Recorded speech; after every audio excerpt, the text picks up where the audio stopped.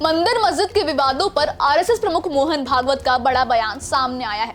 उन्होंने कहा, हम दुनिया को दिखाएं कि हम एक साथ रह सकते हैं, बार बार दुश्मनी पैदा करना ठीक नहीं है। उनके इस बयान पर सियासी गलियारों में बहस छिड़ गई है। नमस्कार, मैं तुलिका सिंह, आप देख रहे हैं INS 24/7।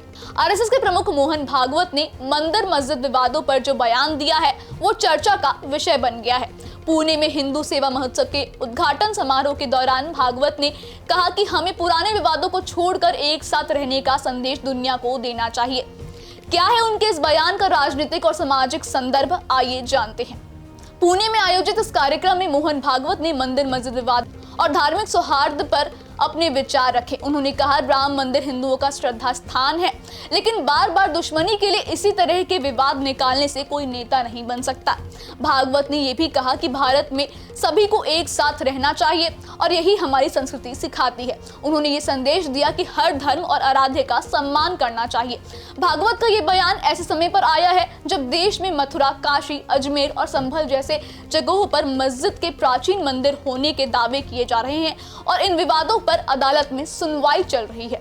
अपने संबोधन में मोहन भागवत ने इतिहास का जिक्र करते हुए कहा कि समय समय पर अवरोध पैदा किए गए। उन्होंने औरंगजेब और 1957 की घटनाओं का जिक्र करते हुए कहा, अंतिम बार औरंगजेब ने कट्टरवाद का राज स्थापित किया था, लेकिन आजादी के समय सभी ने एक साथ रहने की बात कही थी।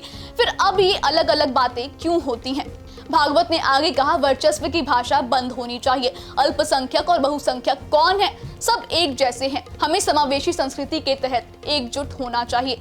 मोहन भागवत के इस बयान पर अलग अलग राजनीतिक दलों और नेताओं की प्रतिक्रियाएं भी सामने आई हैं। कांग्रेस सांसद शशि थरूर ने ट्वीट करते हुए लिखा, भागवत जी ने बिल्कुल सही कहा कि यहाँ सभी को सौहार्द से रहना चाहिए और कानून का पालन करना चाहिए। मैं खुद इससे बेहतर बयान नहीं दे सकता था। उम्मीद है कि संघ परिवार भी इसे मानेगा। राम मंदिर के मुख्य पुजारी आचार्य सत्येंद्र दास ने कहा, मंदिर मस्जिद का मुद्दा सांप्रदायिक है। अगर ये सिर्फ नेता बनने के लिए उठाया जा रहा है तो ये सही नहीं है।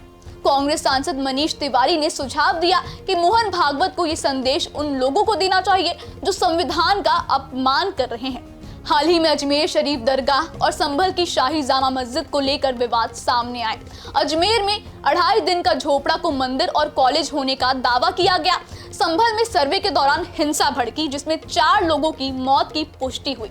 इन घटनाओं के बीच मोहन भागवत का बयान एक अहम संदेश देता है। मंदिर मस्जिद जैसे मुद्दों पर धार्मिक सौहार्द की अपील करना न केवल समय की मांग है, बल्कि ये भारत की संस्कृति और लोकतंत्र का भी प्रतीक है। मोहन भागवत ने वर्चस्व की भाषा छोड़कर एकजुट रहने का जो संदेश दिया है, क्या वो जमीनी स्तर पर असर डालेगा? आप इस बयान पर क्या सोचते हैं? हमें कमेंट बॉक्स में जरूर बताएं। फिलहाल के लिए बस इतना ही। देश और दुनिया की बाकी बड़ी खबरों के लिए जुड़े रहिए INS 24/7 के साथ। धन्यवाद।